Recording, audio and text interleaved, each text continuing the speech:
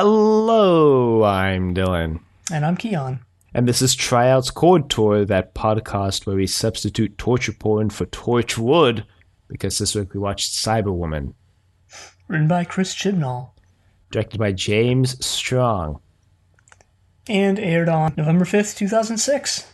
You know, with changing the name every week, I know last week I lamented the fact that I have to think about doing the intro every week. Well, this week I'm going to lament the fact that half of these are like real hard tongue twisters because of the layout of the letters in the words. And I'm starting to realize we might not actually have like 45 of these or however many episodes of Torchwood there are in total. So at some point, might just have to give up. But not anytime soon. I think we can make at least one series. I thought you said there were like 1,000 on the. There are, but website. I'm realizing that not a lot of them are funny. And some of the ones that are funny are, like I said, hard to pronounce because of the tongue twister esque nature of them. Well, I guess that's on you to decide. I don't really have skin in this game. Great. I was actually thinking about the Torchwood moniker, the Torchwood name, recently. And, you know, I guess before we dive in, we can touch on this a little bit. It's Torchwood kind of, I think, has a different ring here to us in the US, simply because torch means flashlight in the UK. So, you know, here when you hear the word torch, you kind of think of this old-timey, you know, stick with fire on it. Well, when I think of torch, I think of someone burning something, you know, torching something to the ground. Oh, yeah, sort of a flamethrower-esque or whatever. Yeah, but in the UK, and, you know, maybe they do this in South Africa as well. Do they? Yeah, in South Africa, torch is what we call a flashlight here in America. Right. So, like, yeah, I guess over there it's like a combination of the old and the new. It's a torch, but, you know, but made it's of wood. Yeah. I'm not entirely sure what the thought process was when you were thinking about this. You're like, it's old, but it's new. Well, it's kind of like the older something is, the stronger it is. Yeah, well, it's kind of like what we were talking about last week where, you know, there's this interplay between the old way of doing things and the new way of doing things. And that's just one of those evolutions, you know, torches to... torches / what are over here called flashlights. Same purpose, different way of achieving that purpose, you know. Purpose is to light the dark. One uses, the older, you know, method uses a flame, an open flame. Whereas newer methods use battery power. Yeah. Dylan is just speechless at this high-level analysis of Torchwood.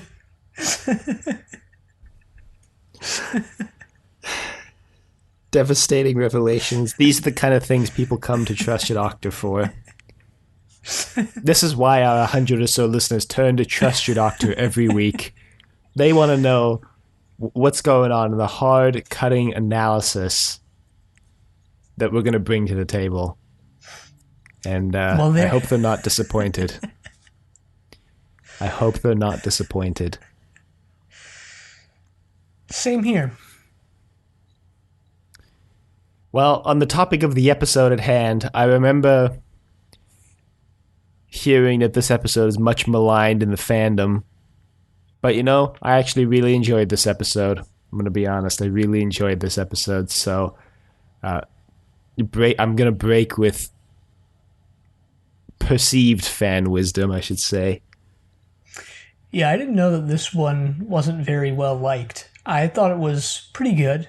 A lot of people were pointing to this, at least on Reddit, which is where I get most of my Doctor Who fan reception. Or not anymore, because it's just become so toxic on there that, like, at least in the Doctor Who section of Reddit. But anyway, when it was announced Chibnall was taking over this episode, was a lot of people going like, he wrote Cyberwoman. Do you want the person who wrote Cyberwoman to run your show? No, you don't, because Cyberwoman sucks. And I was like, huh, if you say so. But yeah, after seeing it now for myself, I actually quite enjoyed this story. And I know last week I was like, I wonder when we're going to get the Ianto episode and find out what's going on with that mysterious character. Legitimately not knowing it was literally going to be next week. Yeah, and also legitimately not knowing how much he was hiding and how much this episode was going to put him through. Yeah. And well, okay. Talking about the perceived fan wisdom, I was looking at some quote critical unquote reviews of this episode, and by that I mean just like blog posts from like 2006 reviewing this episode in much the same way that we're doing this now. Just kind of random fans reviewing the episodes, and I have a choice quote, but I want to save it till the end because I just think it's hilarious, and but I'll save that for the end. I'm gonna put us through some paces here. All right. I hope you. Well, I'll try as well, but I hope we remember to say that quote. Don't worry, I'll remember. Half the time we're like, yeah, we'll say that at the end, and then we don't say it. Well, ever since we've been stuck at home because of the goddamn pandemic that's going around the planet, we seem to have been pretty good about remembering. I'm wondering if our audience has noted the average runtime of our episodes has gone up by about 20% since we got stuck at home. I haven't even noticed that, so yeah. Yeah, we used to average about 45 to an hour at the most. Now we average somewhere between an hour to an hour and a half. I think it's more to do with the fact that we're at least trying to put more effort into these things. We're trying to detail the making of. We're trying to add interesting segments at the end. Yeah, but going along with that is the magic of us also rambling a lot more, because this is, I suppose, the only interesting thing that happens to us every week now. As someone who has to actually pay attention when I'm listening back to these episodes, just taking a subtle dig at you right there. Yeah, well, this is something I've noticed. Yeah, well, I guess two things about that. One, I fully admit that I barely pay attention when I do the show notes for these episodes. And two, like, this, like, even before COVID-19, like, this was the only thing that interesting that happened to me each week. Like, I didn't even leave my house other than to do this. Like, yeah. Well, that's a revelation for the ages on the podcast. That's an addition to Trust Your Doctor Lore. Yeah, I don't know we can still be getting those this late in the podcast, but... Yeah, pretty much ever since, I guess, last August, I pretty much didn't leave my house, or I left my house basically twice a week. Once to do this and once to just, like, buy stuff at the grocery store or, like, the drugstore. Back when you could do that without fear of catching a deadly disease. Anyway, we're way off topic. So there's actually some background information, some production information on this story to share. So this idea was thought up by Russell T. He was like, hey, I bet there's a Cyberman who got stuck after Army of Ghosts and Doomsday. Wonder if we should write a story about that. And then after he had set Chris Chibnall to be head writer for Torchwood, Davies was like, hey, you want to write a story about a Cyberwoman in the basement of the hub? And he's like, sure. And then he went to his house and was like, uh-oh. And then he wrote it. Apparently, he wrote this assuming it was going to be 6th or 7th in the first series, but a lot of the scripts were not done when they wanted to film. So Russell T was like, well, I guess this is the 4th in the season. Now this is 4th. And Chibnall was like, well, all right. That makes a lot of sense. Makes a lot of sense because this episode does seem like it just ramps up the. Well, maybe not that it ramps anything up, but it just feels like it should come later. It feels like we should have a little more mystery behind Ianto. Yeah, I agree with that, but knowing now that it was written, assuming there would be more mystery about Ianto, it makes a lot of sense, actually. It makes a lot of sense. This basically ends up being the bottle episode so far, so it takes place entirely in the hub and the basement and only features two guest, well, really three guest actors, even though Dr. Tanizaki dies, like, does he die before the opening credits even roll? No, I don't think he does. No, he survived. He lasts like a good 10 or 15 minutes. I don't think it's that long. All right, maybe it's not that long. He dies at 0.9 in my notes, out of 52. So Jesus. Maybe 10 minutes. Look, I try to take somewhat detailed notes now, so I can remember the plot of these episodes. Plot of this one is pretty simple. Just, how much suffering can we put Ianto Well, through? I think there's a distinction to be made between the premise and the plot. The premise is pretty simple. The premise is Ianto's keeping a Cyberwoman in the basement, but I think the plot is actually like, there are a lot of moving pieces that go into this story. So I don't think the plot itself is as simple as that. We'll Especially see, with I the guess. conflict between Ianto and Jack. The whole Gwen and Owen sidebar that, like, why was that even a thing? The, like, shutting down of electricity, so the fact that they're stuck inside and they've got to bust their way out. Toshi's elite hacking skills. No, there's a lot of moving parts here. Yeah, it's sort of all part of just one linear thing. I guess the only sort of sub, component to that is the Gwen and Owen thing. I guess. I suppose we'll see as we describe the plot. Apparently, some of the alternate titles for this story were The Trouble with Lisa and The Long Night of Ianto, both of which kind of suck. I'm going to throw that out there, in my opinion. Yeah. Yeah. Chibnall apparently said that Ianto is fundamentally wrong about thinking that Lisa can be saved, but he wanted the audience to sympathize with the character. So that's why he plays up the love story aspect between the two of them. And yeah, I guess the final note is that apparently this was one of the producer's favorite scripts. Even if the fans were like, "Nah," the producers were like, "This is like my favorite of the whole first season. It's great." So there you go. Yeah, so, I guess we can just jump right into it then. Yeah. And as usual, I've readied my Amazon X-ray fact of the week.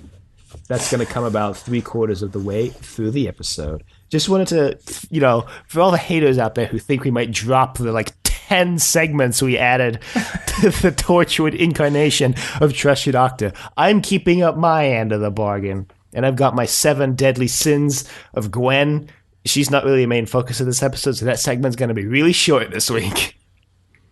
Yeah, I have mine as well. And yeah, it's pretty short. Doesn't really have too many lines or even scenes in this episode. All right, so open on Ianto. Literally the first shot of the episode is Ianto, and that's how you know this is going to be the Ianto episode, because in the previous 3 episodes he showed up for 10 seconds tops. Yeah, well, okay, so in this first scene, the Torchwood team is I guess they're playing basketball? Yeah, they're playing basketball to, I guess, decide who pays for dinner / their pub outing. Yeah, this whole sequence reminded me of the Neverending Story 3. that scene at the end that's just absolute chaos that it's so I don't know, not shoddily, but there's so much shaky cam and cuts, you can't even tell what's happening. Kind of reminded me of that. Yeah, compare this to Ryan playing basketball in Spyfall. You know, that scene was very statically shot, wide angles. You could see the whole action. Whereas this is, I mean, okay, the hub is a very cramped office space. Although I'm going to be honest, if my office looked like the hub, I'd be going into the office every day to work because it's way more interesting than my apartment. But anyway, so maybe the filming is supposed to play up the like cramped nature of this game. Also the fact that Owen is just like blatantly cheating. But anyway. No, was he? I didn't even realize that. Yeah, because the hoop is attached to like a catwalk, and Owen just runs up onto the catwalk, and either Gwen or Toshi passes him the ball, and he just drops it into the hoop from above. No. And Jack's like, you know, that was cheating, right? And he's like, no, it wasn't. We said everything was in play or something like that. Oh, yeah, I completely missed that. I guess I wasn't even paying attention.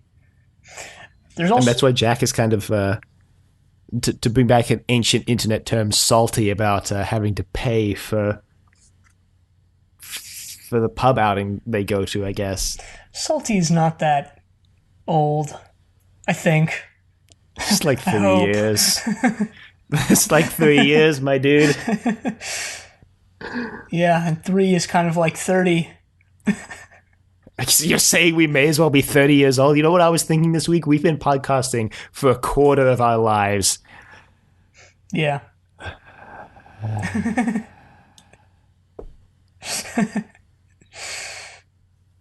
Yeah.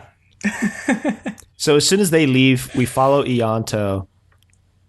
Because as soon as they leave, he like double checks that they're gone, and he like runs to, I guess, the back door and opens it up, and there's Dr. Tanizaki, the foremost expert on cybernetics, apparently. Right. And he's like, quick, they're gone. Like, we don't have much time. And they go down to the basement, and lo and behold, there's a Cyberman / woman. It's the titular Cyberwoman in every sense of the word. Wow. A lot of the criticism that is thrown towards this episode is around the design of the Cyberwoman, because, like, why? Yeah, that's something I wanted to bring up after we kind of go through the plot. Yeah. Yeah. There's progressively less cyber armor as you go like down her body from the top to the bottom. Just throwing that out there. Well, you know, again, I want to touch on this at the end, but like this, it's part of like it's its own thing, but it's also part of this larger thing that happens in this episode that, like, this episode appeared to be more budget than the other ones. A lot of what happens on screen doesn't necessarily match the intensity that the script would appear to lend to it.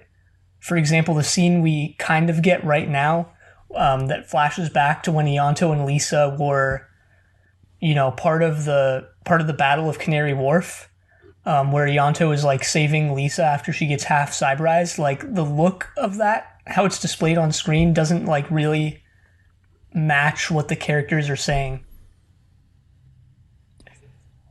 I see your point, but also that was like a pretty faithful recreation of the really kind of shoddy Army of Ghosts and Doomsday cyberization set. So, like,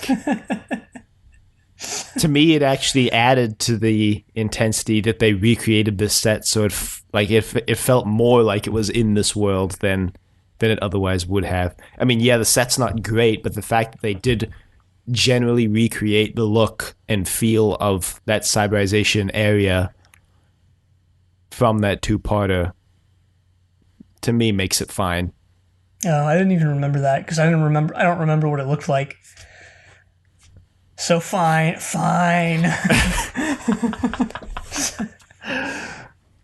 Well, speaking of her design, TBD, to be discussed, I will mention her cyber tits because Dr. Tanizaki just like cops a feel right now. So he just like grabs one of them titties and is like, wow. Wow. And Ianto's over there like, please don't. Yeah, yeah. A little awkward to watch, but hey. Yeah, Dr. Tanizaki is just a freaking pervert, obviously. He's also vastly, like, overestimating his abilities because he's like, yeah, we could probably save her. I mean, yeah. And then as soon as they move her into the I don't even know, just like the other. It's like a morgue area where Owen has been keeping all the fake dead bodies they use with the cold storage. And wait, fake dead bodies? Well, they are actual dead bodies, but they use them to fake people's deaths. So not like they're not fake bodies; they're like fake dead bodies. Yeah, bodies that are used to fake identities. Yes. Beyond the grave. Yes. Yeah, as soon as they get to this, to the morgue area, Dr. Tanizaki is like, there's no guarantee that this will work. Yonto's like, wait, what? Well, because Ianto had, trying to decide how I wanted to begin this sentence, Ianto had converted the cyber conversion machinery into like a life support system for Lisa. Her name's Lisa. We haven't said that yet. Her name's Lisa. And Dr. Tanizaki was basically, his first step was to disable or disconnect her from the life support system so she can live on her own power again, which is like the first step to removing the cyberization. Right.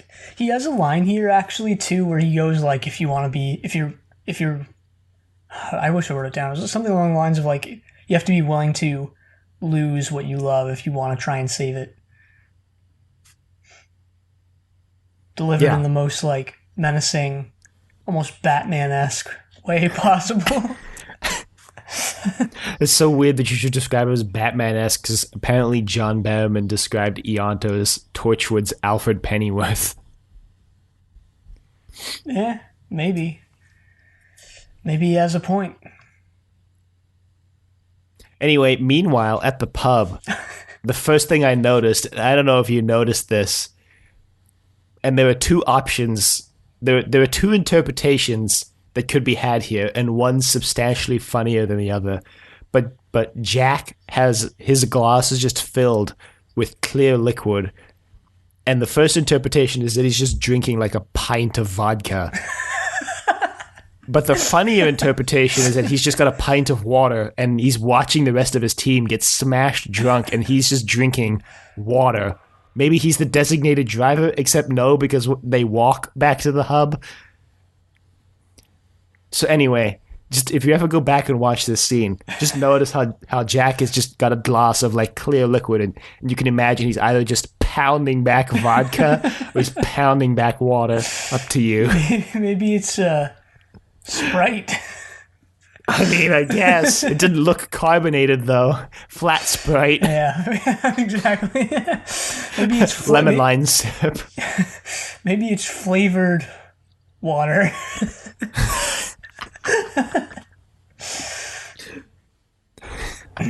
I also, I don't know if you caught this, but there's a Millennium Stadium reference. Oh, is there really? I missed it. Yeah, someone says something along the lines of, I don't even remember actually. Someone just name drops the Millennium Stadium.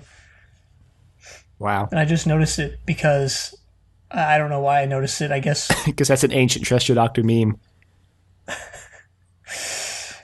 Yeah, the Millennium Blank. The Millennium Blank.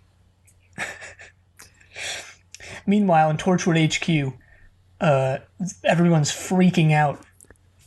And by everyone, you mean Ianto, because he gets noticed that the team's coming back because the team detects a UFO. And then he panics. Right.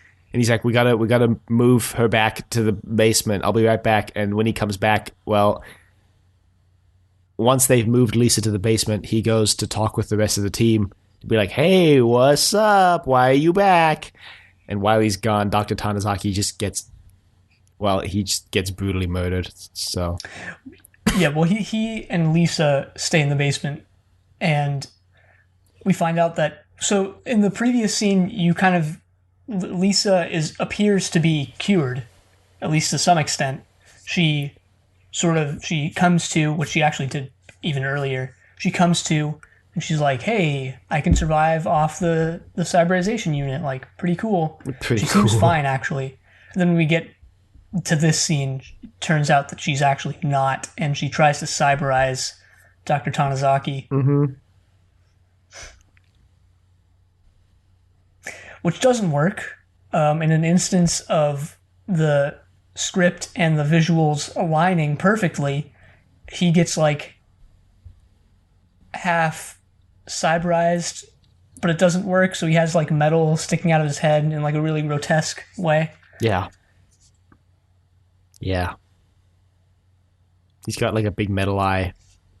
It's kind of horrifying, actually. Yeah, and like a pipe sticking out of his head. When Ianto comes down, he's like... Ianto goes down to the basement because there's a power drain, and Ianto figures out what's going on. There's a power drain when the cyberization machine fires up.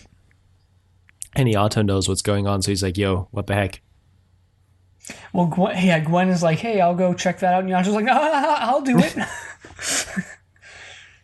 So he goes down, and he's like, oh no, oh god. So he has to hide the body. Yeah, he learns in this scene that Lisa has not been cured and has in fact just been given the ability to live off the unit, but is still half cyberized and still is kind of conflicted. Mm-hmm. Before we get too far away from the scene, I want to mention when the team is walking back to the hub, Owen's just like casual misogyny. When he like doesn't want to allow Toshi to drive because he's like, I've shared cars with women, and when you get in the car, just everything's wrong, you know, the seat's all wrong, and the wheels all wrong, and just everything's wrong, and I'm not doing it again. It's like, okay, Owen, wow, okay, sounds like you have some pent up anger towards women, Owen.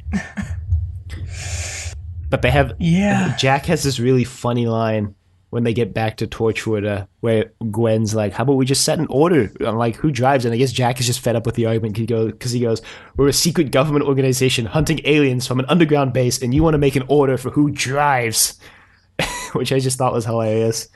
But that shuts the argument down pretty quickly. Anyway, Ianto's got to hide the body. And I made a joke where I was like, hey, look, it's a redress of the command room set, which is a reference to the person that go check it out on an Inevitable, classic sci-fi podcast.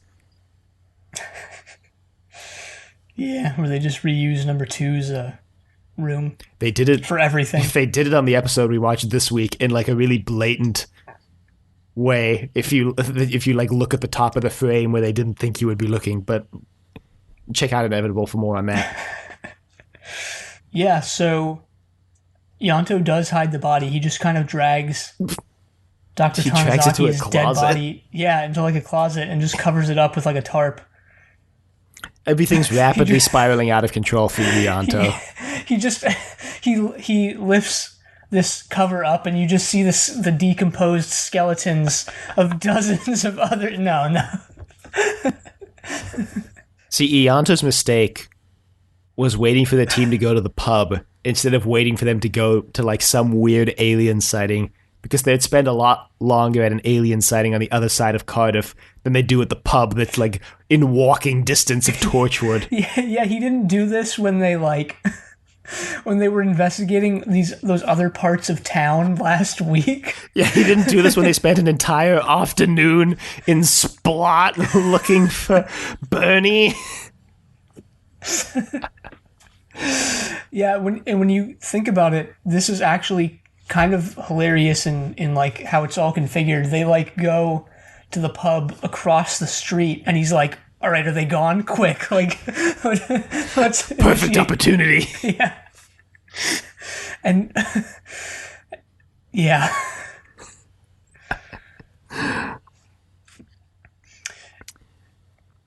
Anyway, Jack and Toshi see 2 life signs on the monitor and realize that Ianto isn't responding, and Jack is like, I'm pretty sure we've been invaded. Gwen, Owen, go check that out. Yeah, so he orders Toshi to shut down everything, and Toshi says it's impossible for them to be invaded because anyone who comes in has to trip 7 different alarms. But then there's this scene is hilarious, not because of the words, but because of just how it's shot.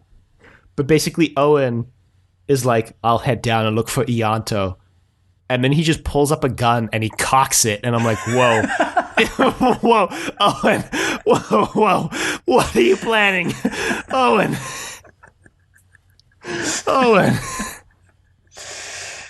Yeah, Owen is a serious wild card. There's no telling what this guy might do at any given moment. I kind of just love it in like how much of a just wild card he is. 1 second he's a misogynist, next he's going down to the basement to like put a bullet through Owen's skull or something. Like, what's he gonna do next? You never know.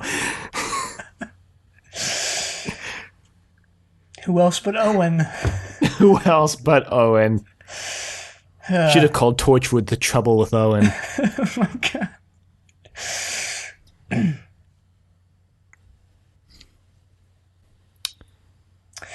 Anyway, they do that. They go down into the basement and they find the cyberization unit. And they're like, Jack, we have a problem. We've got literally a full cyberization unit in our basement. And then Lisa just pops out of nowhere, slaps the gun out of Owen's hands, electrocutes him, and then shoves Gwen into the cyberization machine. Right. And then Jack grabs a gun of his own to head down, and I was like, whoa, is Jack using a revolver? What? Why? Yeah, I guess he was. I didn't even I think I sort of realized it, but it was more of a subconscious thing. But like, yeah, he is using a revolver. I guess it plays into his whole man out of time thing they're going for, right? I guess, yeah. It's a good point there. I know I said that in like the most sarcastic way possible, but yeah, it is a good point. Good point, Dylan. So Gwen's like in the seat and she's like, shut it off! Shut it off! That's my Gwen impression, apparently.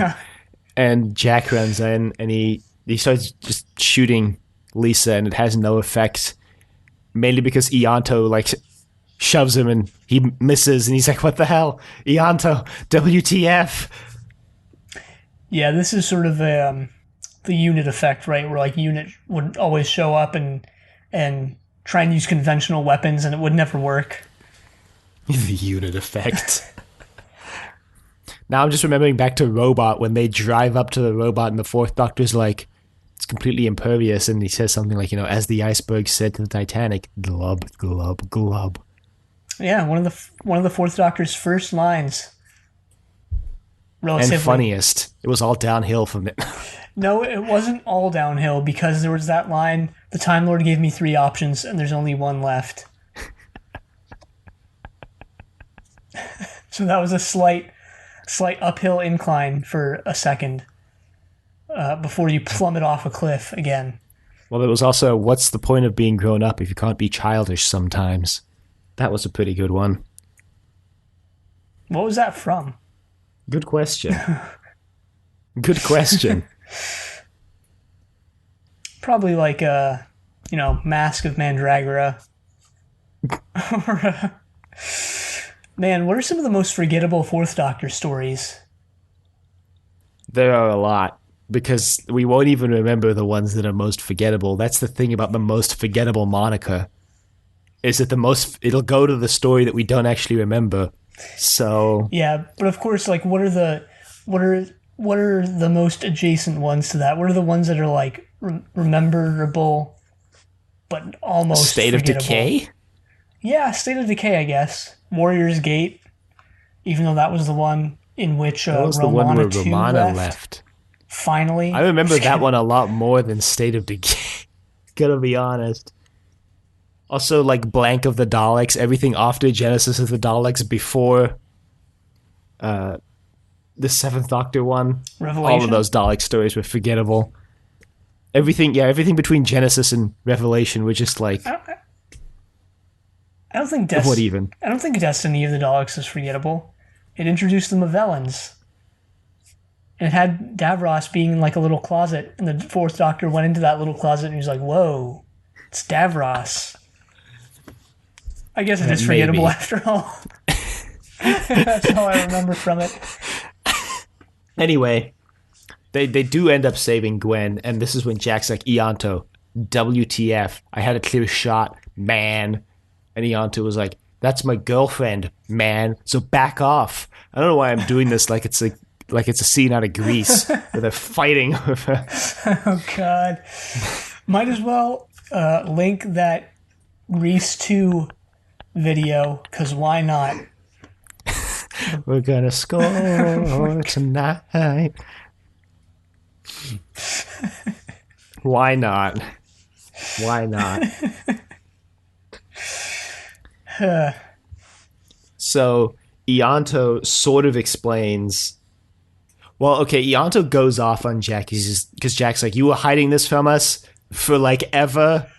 And he's like, you literally never ask anything about my personal life. I do everything you ask without question. I show up, I clean up your mess, and then I leave. And I'm like, all right, one, fair. But two, you like literally lost 2 weeks ago in the one Day 1. with this in day 1. You were eating lunch with the team, like in the conference room. Don't tell me that every time you ate lunch with the team, you like never wanted to bring up anything about yourself. I mean, this is partially on you, Ianto. You were eating lunch with the team and you chose to keep silent. You chose not to involve yourself in that conversation. You chose. No, I don't see it that way. And, you know, we don't have anything to really go by. I don't think to blame him. Well, okay, we have the scene you're bringing up, but like, I don't know, it's not enough for me. Plus, I'm not like that attached to Ianto, to be perfectly honest. So hey, I think everyone's at fault here. Just throw that out there. Jack and Owen and Toshi never asked about Ianto, but also Ianto. The impression I got for the past 3 weeks is that Ianto like intentionally distances himself from the rest of the team, and maybe he does that because he has this big secret in the basement. I don't know, but yeah, I think so, and I think there's sort of a catch-22, not even really a double-edged sword, but like there's this thing of like he wants to tell them, I guess, but he also he wants to be able to tell them and for them to help him, but he also knows that like they're probably almost assuredly not going to do that, and are instead just going to try and kill Lisa, so he doesn't tell them. Yeah, I get that. Although I did have like a problem with that line of thinking, because he says like, all you guys do is destroy alien technology, and I was like, that's like explicitly proven to be not the case in the 3 episodes we've seen, right? Like the gauntlet, they use and then they lock away. The sex ghost, they kill, but not for lack of trying for the entire episode to find a way to not kill the sex ghost, the sex gas. You know, it was like a last-ditch effort. And then last week with the ghost machine, they didn't destroy that either. They literally gave it to Ianto to lock away in their mystical vault of technology. So in the 3 episodes we've seen so far, we haven't seen a preponderance to destroy the alien. I mean, they don't even kill the Weevils. They lock them up in the basement. Yeah, but you know, what kind of existence is that, right? Like they either are going to kill Lisa, which they end up doing, or they're going to like lock her away forever type thing. Yeah, but I would argue, how is that much different from what Ianto's done already? He's already locked her away because she can't leave. She literally cannot even leave until Tanizaki shows up. She can't even leave the rejuvenation chair that she's lying in. Yeah, well, he's trying to save her. Is the thing. Is Torchwood wouldn't. The rest of them probably wouldn't do that, and yeah, especially Jack. Yeah, but I'm saying we don't have enough to make that determination. Yeah, I guess. In fact, I would say that the evidence we've been given would point to the opposite, especially with Gwen being the whole, like, we got to be more human, and we got to care about the little person. Like, he could have confided in Gwen, and I'm, like, convinced Gwen would fight to save her if he had told her beforehand. Yeah, probably. But, you know, I'm not here to be the judge, jury, and executioner of Ianto, so, I mean, neither am I. But these are the kind of things that I want to talk about because they're interesting. quandaries, I guess. Yeah, I mean, maybe this story could have gone a whole different way, you know? Jack has this line where, like, that this is the kind of thing that you shouldn't keep secret. Like, and Ianto made a big mistake by just not telling him because it's one of those small decisions that become mass slaughter. And I was like, whoa, that's a bit extreme. That's a bit extreme, Jack. Perhaps. But on the other hand, Jack has seen the destructive power of the Cyberman potentially a lot more than anyone else besides Ianto himself, right? Because Ianto was at Torchwood 1 when the whole battle went down.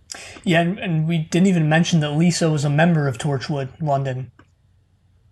Yeah, well, we don't really find that out till like 3/4 of the way through the episode, so I'm not surprised we haven't mentioned it yet.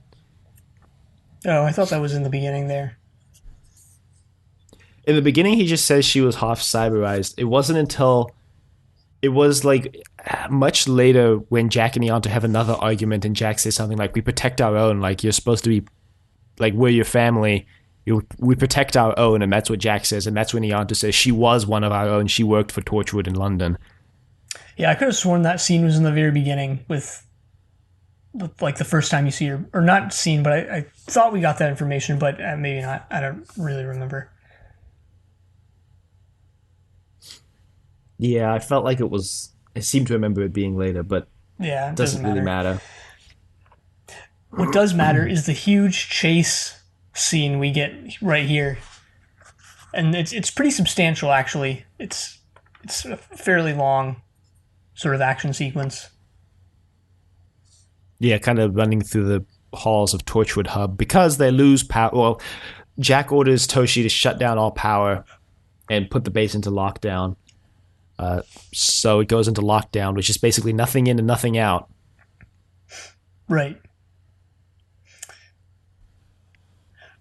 But Jack also has a unit moment where he tells Toshi to get the guns. Yeah, again, Gwen and Owen are teamed up. And they somehow end up having to hide from Lisa. So they crawl into a little duct, I guess. Well, they're in one of the cold storages that the bodies are kept in. Yeah. In the little morgue area of the base. Uh-huh. And they crawl into so I mean, I don't like really even know what this is supposed to be, but they crawl into sort of a cramped space, and then Reese calls Gwen, revealing their location. Whoa, don't skip the fact that they start making out. Oh yeah. Don't skip the fact that they start making out. Yeah. Oh yeah, so okay, I guess Gwen commits lust in this episode. Yeah. Forgot to put that one down. I just had her as committing no sins. Come on, Keon. She also commits adultery, which is one of the 10 anyway. Oh my god. Spoilers. I don't really know why they're kissing. I don't think Gwen knows either. Owen just kind of does it, and then when they're out of that crawl space thing, she goes like, hey, why'd you do that? And he says something along the lines of like, thought I was going to die, so thought I would just go for it. Whatever that means. Jack and Ianto are kissing as well, but it's because Jack is trying to revive Ianto because he gets like thrown across the room by Elisa and is like knocked out. Right. So there's like reason for that one. There's this weird like parallel editing going on where they're both kissing at the same time, and it's whack. But yeah, then like you said, her phone rings and it's Reese, and Reese wants her to record Wife Swap. I actually couldn't understand what Reese was saying at first, because I was like, yo, what, your accent is way stronger than it was like last week for some reason, man. Yeah, some of the accents in the show, the Welsh accents kind of throw me off. Maybe we could justify it by saying he was smashed drunk, which he was, as I realized the second time I listened to his first line, was like, I've had a couple pints with the boys and I'm kind of, I'm going to be out late. Yeah. Anyway, they panic, but Jack distracts Lisa because Lisa opens one of the cold storage bays and it's the wrong one, and then Jack kind of distracts Lisa. Yeah, and then Owen, wild card that he is, just shanks Lisa. Yeah, with like a scalpel, just right in the fleshy exposed abdomen that this impractical cyber armor has left her with. This really proves the impracticality of all those like female armor sets in like every MMORPG ever. Which is that you could just get surprise shanked in the abdomen by Owen the Joker Harper. He does. Now that you actually mentioned that, what is this? Oh man, I forgot his. Oh, the actor Burn Gorman. Yeah, Burn Gorman, like, could actually probably play a pretty intense Joker. He is. His name is Owen. He's just crazy. You never know what he's gonna do next. Yeah. Especially, and I don't know, maybe I should have seen this coming given the knife play in the last episode, but like, yeah, the fact that he just kind of prison shivs Lisa really makes me wonder about what this guy is seeing and where he's sends been. his regards.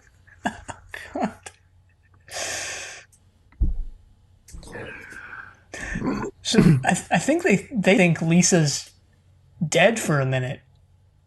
Yeah, but then she just gets back up. Right. And they're like, well, I guess the prison shiv wasn't as effective as we thought it would be. Jack then goes like, all right, noobs, stand back. And he douses Lisa with some sort of liquid. And I thought he was for sure going to like pull out a lighter and like some sort of bottle of propellant and just torture. But he doesn't do that. Yeah, I thought so too, because he lights the blowtorch and then he chucks the liquid on it and like, oh, it's lighter fluid, right? He's going to burn it to death and we'll get the most dark thing that's ever happened on Torchwood so far, right? Turns out, no, that liquid is the special sauce that draws out the pterodactyl to eat. Yeah, and we get a scene that's perhaps even darker. So the pterodactyl swoops in. This was all foreshadowed, by the way, with the pterodactyl being involved in the basketball game.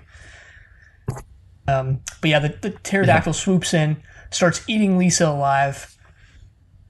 Yeah. And the rest of the team just like leaves, or they go up the elevator.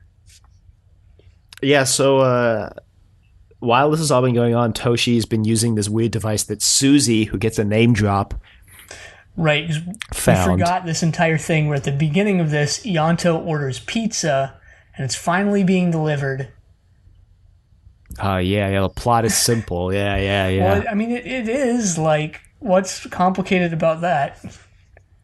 The fact that you're not talking about Toshi, you're talking about the delivery woman. And I was talking about how Toshi was using the device that Susie found to hack into the weapons room and restart the generators so Jack and the team can escape. Yeah, but like it's all... Because the delivery woman doesn't show up until after they've escaped. Yeah, but it's a fairly like linear and understandable sequence of events. Yeah, but I'm just saying you were clearly confused because I was talking about Toshi and then you said, oh yeah, but the delivery girl shows up. Or one of us is confused because we were talking about two different things. Oh, I don't think I was confused. Maybe I was. I just brought it up out of the blue because it kind of happens around this time. Well, it happens after they escape. And I'm pretty sure this is when the argument happens that Ianto reveals that Lisa was part of Torchwood 1 because Ianto just decks Jack in the face. Yep. Jack is about to actually punch him back, but it's who... A wild card that he is, Owen. Yeah, who holds him back. Can imagine him like whispering into Jack's ear like, no, Jack, only I can do stuff like this. Every time he gets close to someone, I'm just going to imagine he whispers in the ear, Vito Corleone sends his regards. Yeah, and Gwen holds back Ianto. And Toshi just reveals... Just shows up and she's like, guess what, guys? I turned the power on. So there's a comedic, like, pause, and then Ianto, like, books it for Torchwood. Where he realizes that the pizza delivery woman has been let in already. And this is when we drop Amazon's X-ray fact of the week. There's actually two. So first, this one is actually interesting. When Jack's talking with Ianto at the beginning, he says, "You hit a Cyberman in Torchwood and didn't tell us." But during that conversation, he also says the line, "What else are you hiding in our basement?" But then in post, I guess they dubbed that line, and Jack actually says, "What else are you keeping from us?" And apparently it's really obvious, but Amazon didn't point this out till that scene had already happened 20 minutes ago. So I was like, well, I'm not going to go back and watch it to confirm for myself. But the second funnier Amazon X-ray fact of the week is that at the beginning of the episode, Ianto orders a casserole, but the pizza lady shows up with 2 pizza boxes and nothing that would seem to be able to hold a casserole. And that's your Amazon X-ray fact of the week. Nothing that would seem to be able to, you know? Yeah, that's why I chose my wording very carefully, you know? I guess you could just chuck a casserole into a pizza box. I don't know why you would do that. It would probably soak through the bottom of the box. And be, like, squished and completely crushed. But apparently that's what... oh, shoot. I actually knew the name of the pizza... Oh, God, what was it? Oh, Jubilee. Jubilee Pizza. Apparently that's what they do. Oh. Can't believe... I thought you were going to say the name of the pizza delivery girl, and I thought she said her name was Jubilee, and I was going to be like the X-Men? No, the pizza place is Jubilee Pizza. What if they just make like a casserole pizza? What if everything they make is pizza shaped and constructed? So it's like a casserole pizza. It's casserole, but like in the shape and like structure of a pizza, which is why they could put it in a pizza box. Yeah, good thinking there. You ever see those like those those massive like cookies that they sometimes have at like little kids' birthday parties? Yeah. Now I want one of those. Thanks, Keon. One whole thing, like that could sustain me for an entire day. Yeah, I don't think you'd even want to see food if you were for the rest of the day if you were to eat one of those things.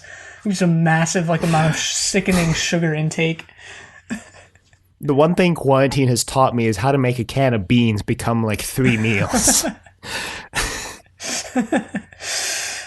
Yeah, I've known that for quite a while, you know, the fact that you can just not eat for up to 30 hours. You could go a whole week without eating if you keep drinking water, and like you'd be miserable the whole time, but like your body would theoretically survive.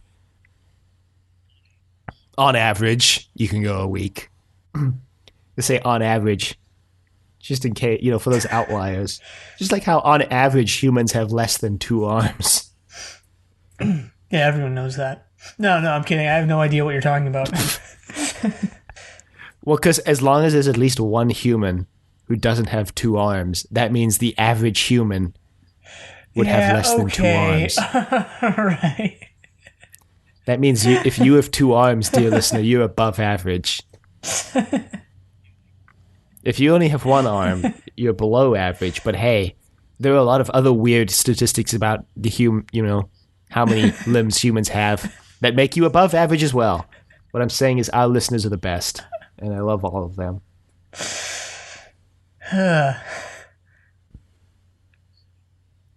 So they realize that the pizza / casserole lady is... Okay, so hold up a second. The rest of the team actually catches up with Ianto before he goes in. Jack pins him against the wall and starts shouting, "You go in there and you execute her execute her.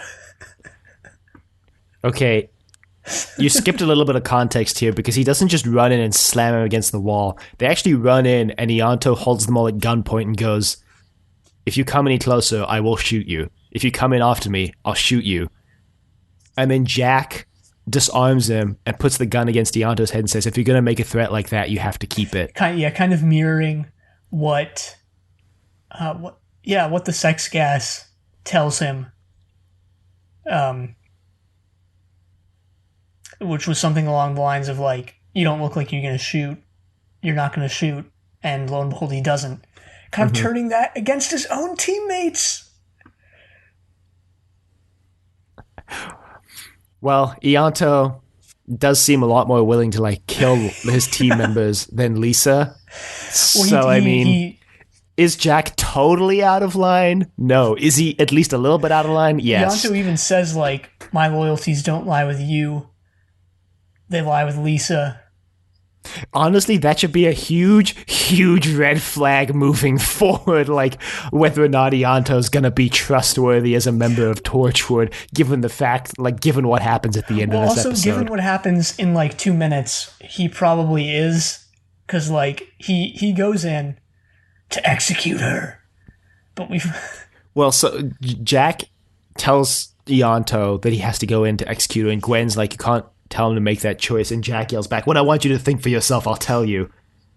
And this is when I realized that, holy shoot, like, Jack is ripped. Like, wow. Jack is ripped. I thought dude's got muscles for days. Wow. But anyway, yeah, he tells Ianto to go execute Lisa if she's still alive. And he does, puts a bullet through her brain. He's like, I've done it, guys. No. He goes in. Well, he goes in, and Lisa's dead. But not actually. She's transplanted her mind into the body of the pizza delivery woman. And then the Time Lord showed up and killed everyone because brain transplant technology is too dangerous to be left in the world. God. No. So, Ianto at first can't... Well...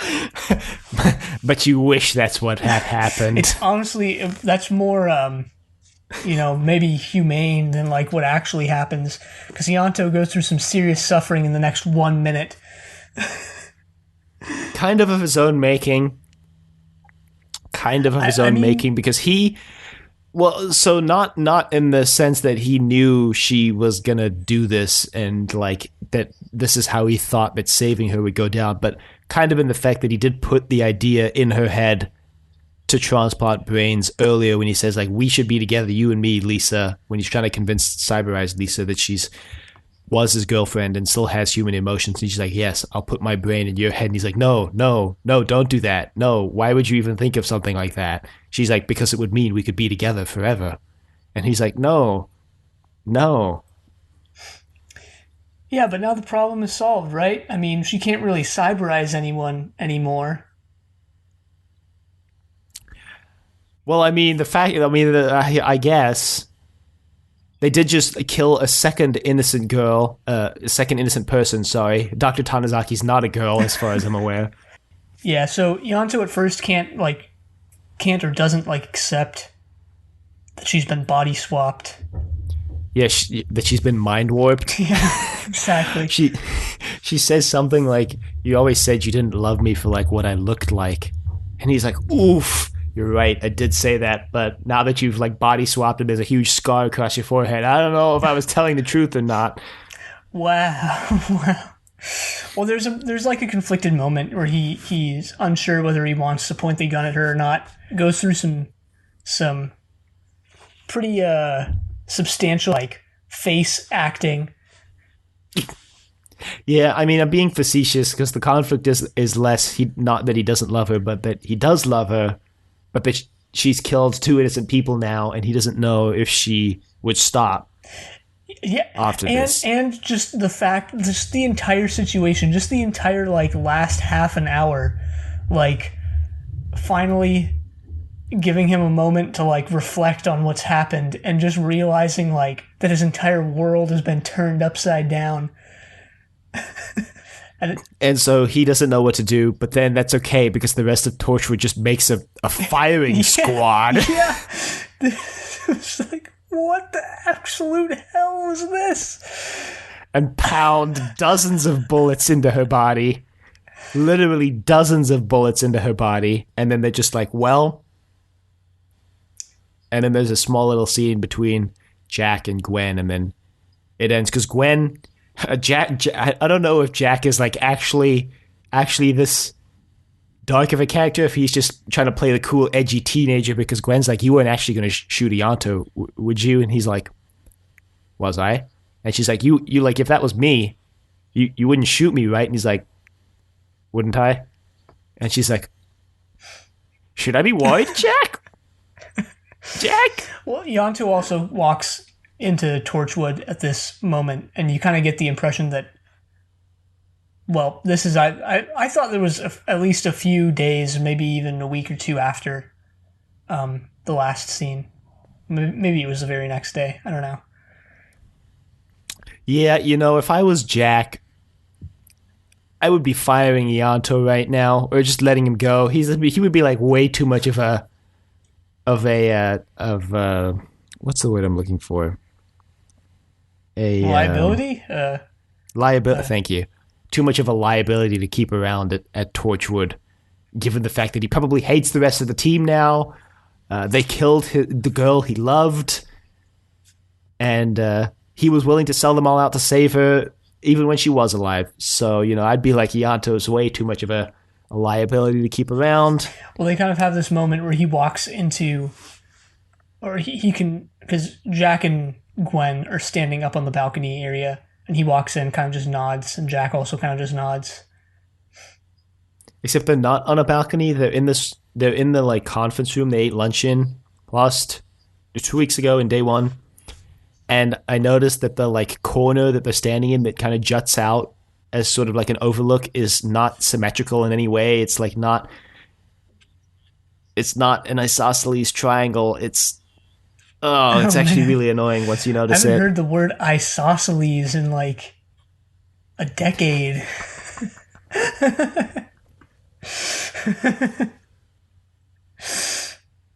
Yeah, wow. Man. And then the episode ends. Yeah. So what a wild ride. The fact that was a wild ride from start to finish. I really enjoyed it though.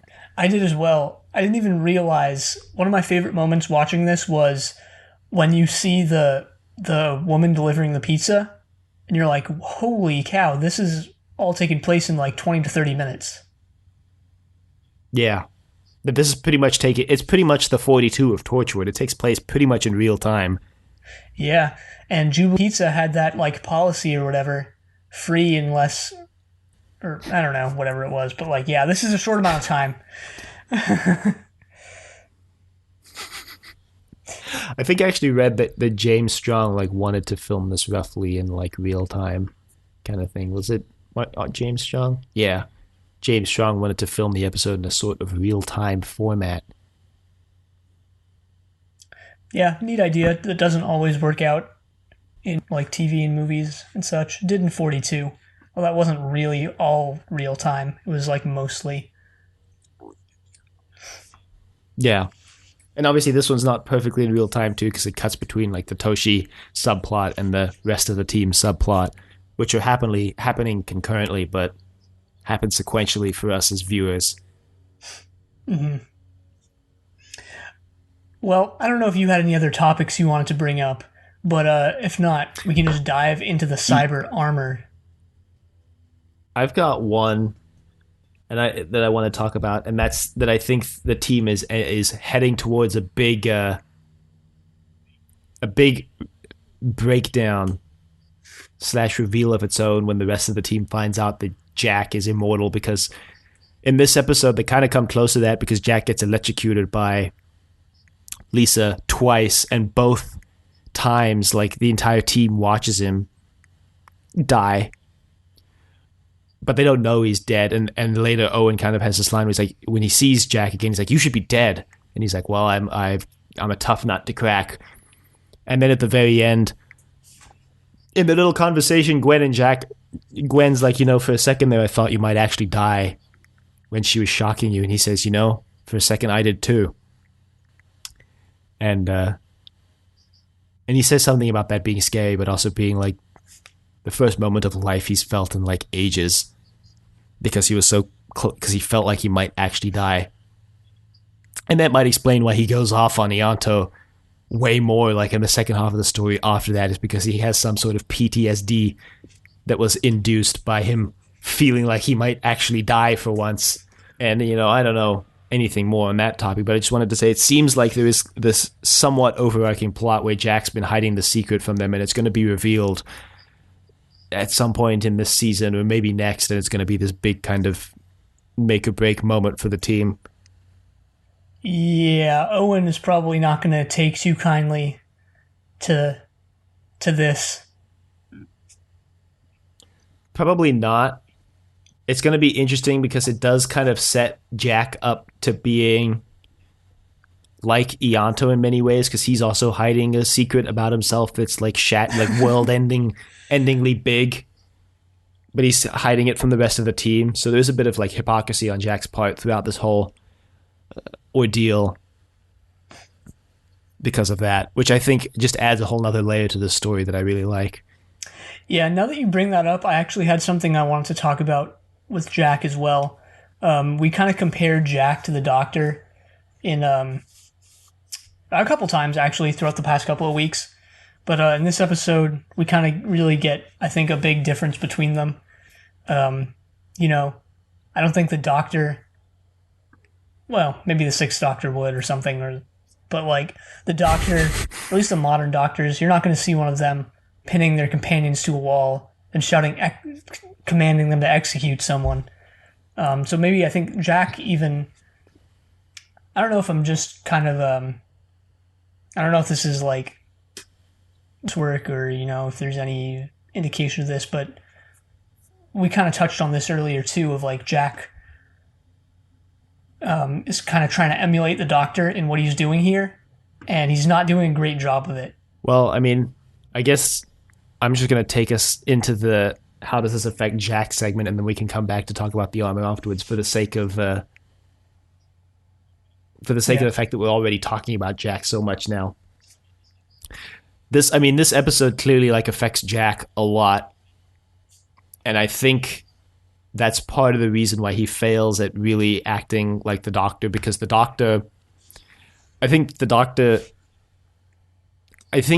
core difference between the two of them is that even though they're both immortal, Jack has actually experienced death in his current form, whereas the Doctor has not.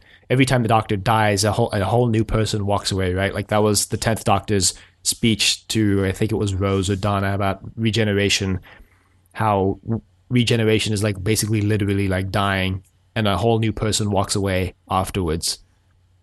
Whereas Jack in what was it, Bad Wolf, literally dies and then gets brought back to life. So to have this moment in this story where he feels like he might die again, even though he in Everything Changes he indicated that he wants to be able to die, maybe necessarily that wouldn't actually be the best thing, because when he has that fear of dying in this episode, it clearly triggers some sort of like, it triggers his suicidal tendencies, because he says he kind of like enjoyed that feeling at the end, but also clearly triggers some sort of like latent PTSD that kind of causes him to go off the rails. So even though he thinks he's doing the right thing by killing Lisa, he goes about it by like making Ianto go in there, and he uses the word execute, which again, that's like a very harsh word with a lot of baggage behind. Yeah. I guess that's all I have to say in response. Is just, yeah. So in conclusion, this episode affected Jack quite a lot. And also Ianto quite a lot. Everyone's walking away with this one with problems. Except Owen. Yeah, maybe except Toshi. Where's her mental scarring, huh? She just Well, we got to wait for the Toshi episode for that, because we have now had. I guess we haven't really had the Jack episode yet either, but we've had the Gwen episode, which was day one. We had the Owen episode, which was the Ghost Machine. We've had the Ianto episode, which is Cyberwoman. So we've got the Toshi episode and the Jack episode coming up, if that's how we want to delineate it. And I feel kind of like that's the way the show is doing it. So yeah. now I'm no longer looking forward to the Ianto episode. I'm looking forward to the Toshi episode because she's the one with the most unknowns now. Yeah, now that Ianto's world has been completely destroyed and all the secrets revealed, it's really Toshi the one with the biggest reveals to be had about her. I'm thinking of this quote that reminded me of this quote that I'm thinking of, and I don't remember who said it, and I don't remember the exact instruction, but I'll see if I can find it for the show notes. And if I can't, then it obviously won't be in the show notes. But it was something about like some creator talking about how in order to give a character development, they would tear the character down and then build them back up again. And this is kind of like that for Ianto. They like tear everything that he knows down in order to build him up again later on. I guess we'll see what happens with Nothing. Ianto. He doesn't even have a single line for the rest of the show. He just goes back to exactly how he was before. Everyone acts as if Cyberwoman didn't happen. So sometime Gwen goes, "Hey, remember that time that we had a woman in the basement?" And Jack just goes,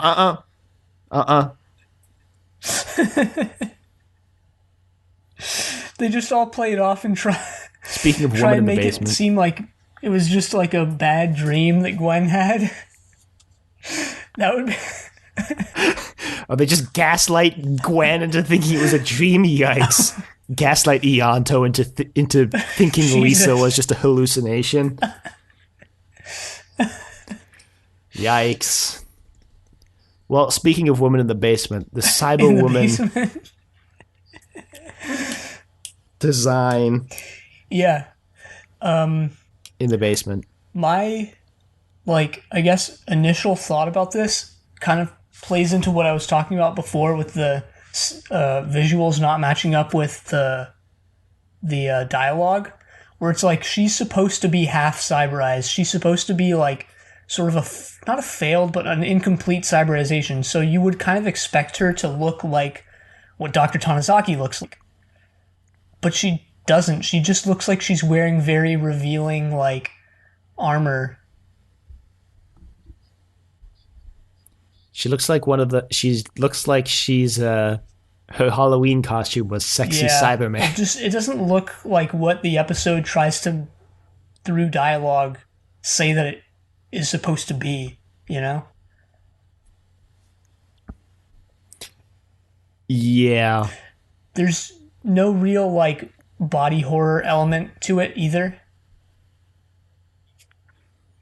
Even though I have to imagine they wanted there to be, because I feel like this episode is most effective if you are horrified at what's happened to her, because that would make you more sympathetic to Ianto trying to undo that.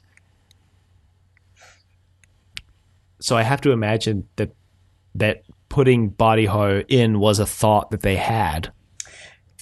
Yeah, and I mean, I don't know, and I guess we, as in everyone now, doesn't really know what the reasoning behind making it look like this was.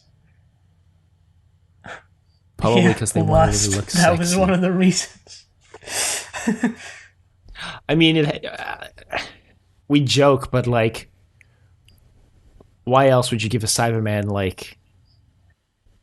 tits, right? Yeah, I guess. The Cybermen as a race were always predicated on efficiency and no emotions and uniformity, right? That was part of the horror of the Cyberman, was that it was conformity and uniformity taken to its extreme. And this breaks from that. I guess in a way I can see how it's kind of it's halfway between human and cyber in that sense. But like, yeah, I don't know. I just feel it was such a missed opportunity and like not the way the episode should have gone about displaying again what they talk about in the dialogue. I just felt it should have been, more close to what we see with Dr. Tanizaki. Yeah, I agree, but also I don't feel like it detracts from my enjoyment of the story. So You could even like go do what they did with Bill. I mean, just have it be a full Cyberman. no, I don't think you could do that in this story, because I think that would, for the audience, we would still be then connected to the human character of Lisa. But I think for this plot to work, you need to expose that humanity to Jack, Owen, Gwen, and Toshi, so that you know that they are aware of what they're doing. Because I think it's easier for them to self-justify killing a Cyberman if it looks like a Cyberman than if it looks like a half-converted Cyberman. Maybe, yeah, I have no idea. So, But they could have done something like a shard if they wanted to, but gone a little further with the half conversion aspect of it. yeah, I originally recorded Gwen as having no sins in this episode, but yeah, I guess she does commit lust. She commits lust, and then she breaks one of the 10 Commandments in committing adultery. She also breaks another one by committing murder. Yeah, she murders again.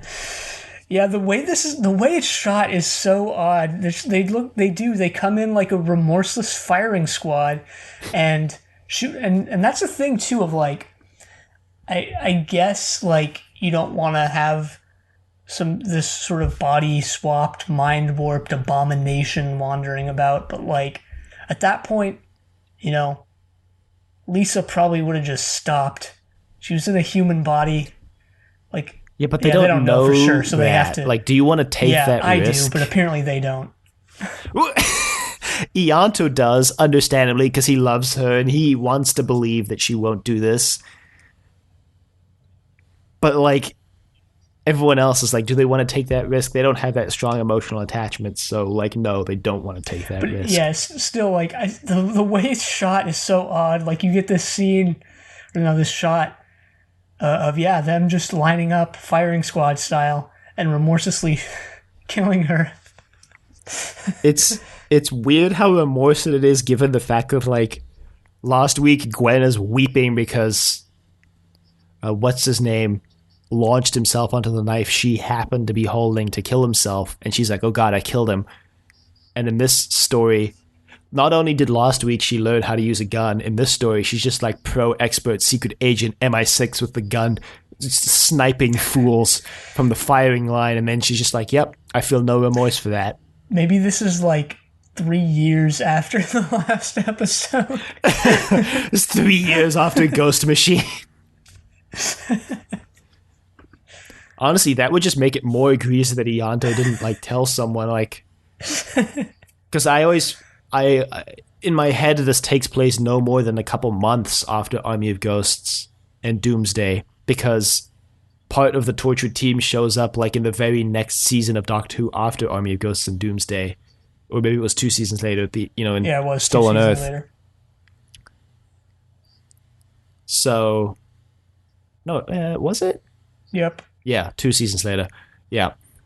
So like, the course of the next, couple of seasons of Torchwood, 2 seasons, whatever, can't take place over more than like 2 years, really, because Army of Ghosts, Doomsday, and The Stolen Earth both took place in like, quote, present day, unquote. So. Exactly, present day. So no matter when you watch them, they're taking place in the present day.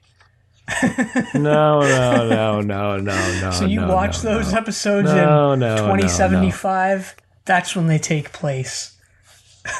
No.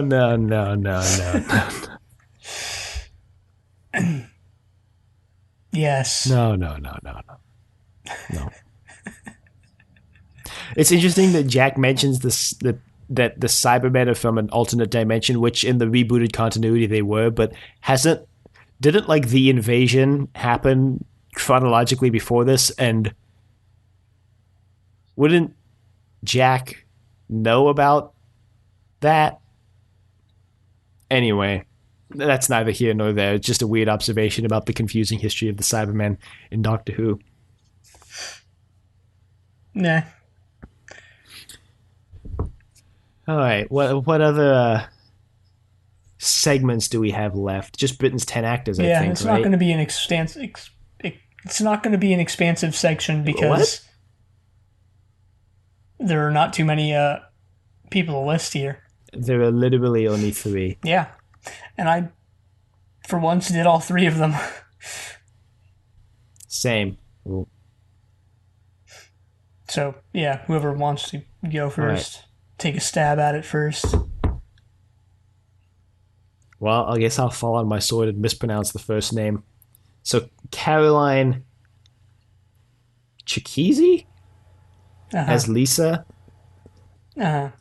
She was in Aragon. Yeah, she was in Aragon. Casualty. And this show that I wrote down because it sounded hilarious called Footballers' Wives. Yeah.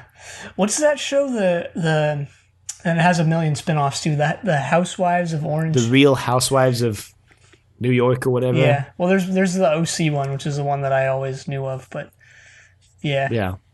That's such an odd reality show. I was on Hulu the other day, and it was it Hulu? Whatever streaming service that's on, and they were like, they had a whole section just dedicated to the Real Housewife and the spin-offs that came out of it, like a whole dedicated section to it. And I was like, wow, there are a lot of Real Housewives shows. Yeah, just like how there's a million 90 Day Fiancé spin-offs now, because TLC just likes to milk that cash cow. But yeah, she was in Aragon. I remember watching that movie because I had read the book as a kid like 4 times or something like that. Which is insane because 1, it's like 500 pages, and 2, like I barely ever reread books as a kid. But apparently I just really liked that book. And I barely... Well, it was written by like a teenager. Yeah, he was like 20 or something when he wrote it. I thought he was like 16. Oh, maybe. I don't know. I just know he got the publishing deal because his parents worked for that pub. But great. I don't remember it being like a terribly bad story. It was just like I just don't remember much of it now, so I guess it didn't really stick in my mind, even though I apparently really liked it as a kid. It's also very inconclusive. Like, it was definitely planned with the sequels in mind, or like. It's definitely like one of those things where if the sequels didn't play out, the ending to it would just be like, all right, doesn't feel very satisfying. Wow, never read them, so I don't know. Yeah, I mean, it's like a YA. You know what it is, right? It's like a young adult fantasy series. Yeah, no, I know what it is. It's sort of, Tolkien-esque, but like for 7-year-olds. So, anyway, guess I'll fall on my sword, my own, on with this next name, Togo Igawa, as Dr. Tanizaki Igawa. He's been in a lot. He's a fairly big name. He was in Lex, a show that we've considered and are still considering watching for Inevitable, a classic sci-fi podcast, which we will watch. I mean, it's inevitable. Yeah.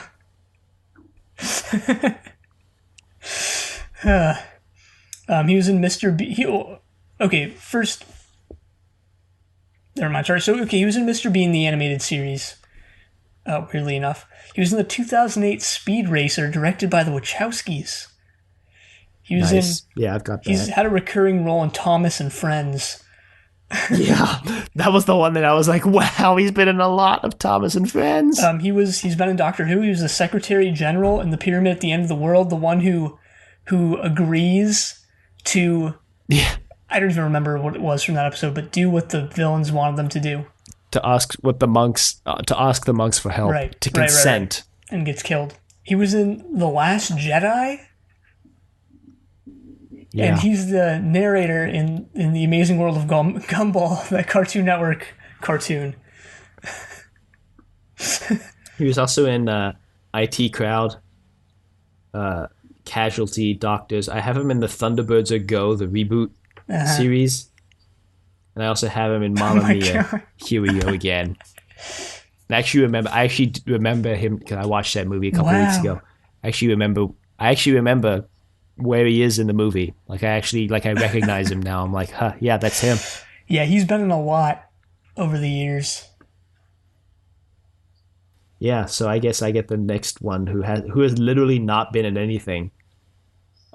It's Bethan Walker as Annie, the delivery person. This was her first acting role. One of her last. And then she was in Final Fantasy 14 and some movie called The Convent. Hey, you've never heard of And the that's convent? Come on, what are you doing with your life? Oh yeah, SMH fake fan. I actually don't talk to people who haven't heard of the convent. Well, I guess we'll have to cancel the podcast then.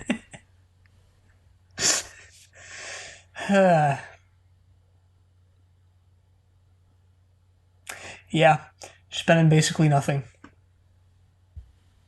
And that's it. That's it. Yeah, that's that. So before we end, I wanted to read this quote from this blog that reviewed Cyberwoman in 2006, Thursday, November 9th, 2006. So before the next episode had even aired. And I'm reading this quote because I think it's funny, but two, because it really kind of indicates that the idea of Torchwood wasn't very well defined in fans' minds. But anyway, here we go. And what is going on with Jack anyway? We wanted a spin-off series about him because he was cocky, cool, and downright entertaining. Buzz Lightyear meets Ace Rimmer meets James Bond. We didn't want some grumpy, immortal bastard with a chip on his shoulder, and one who hasn't even really played a focal role in any of the episodes so far, no less.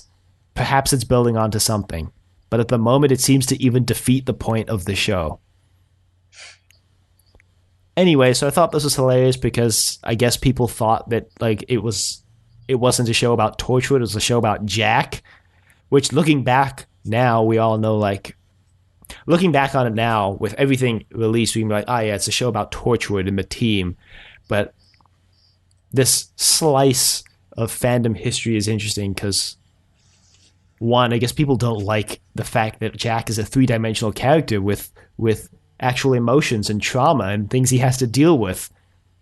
It isn't just the suave character we meet in Doctor Who when he gets no character development because he's on screen for one episode. But two, also that people expected this to be a show about Jack and not a show about Torchwood. And it's clearly not a show about Jack. Not entirely. Not entirely. I don't know. Maybe that's how it was billed back then. I'd love to go back and watch some old ads for it, see if I can find any, and see just how much they played up the Captain Jack spin-off aspect.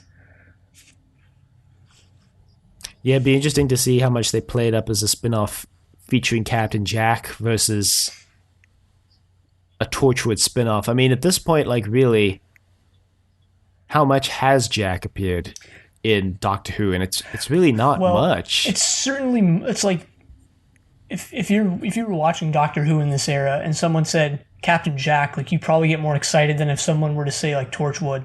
Yeah, but I mean, this would have come out after... Yeah, after season 2. Army of Ghosts, it's Doomsday, which is series 2, and prior to that, I'm saying the Jack we really saw was pretty much just pre-death Jack. Yeah, but he was cool.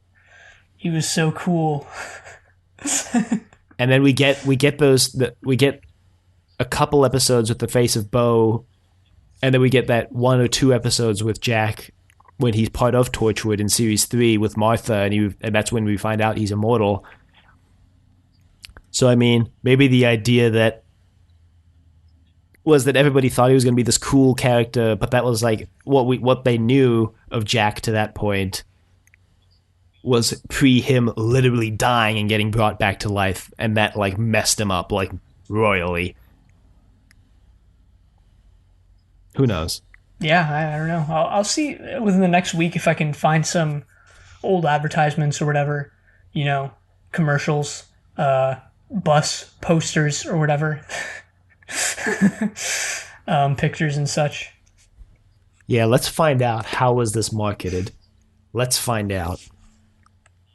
But in the meantime, if anyone would like to email us, you can reach us at thedoctor@decadavegetable.com. Questions, comments, concerns, angry rants, love letters, your thoughts on Cyberwoman. You can find us on YouTube at Decorative Vegetable. You can find us on Apple Podcasts, Google Play, and Spotify. All at Trust Your Doctor. Be sure to leave a rating if you like the show. On Facebook, Trust Your Doctor. Like us on Facebook, call us on Twitter, TYD Podcast, and follow us on Twitter.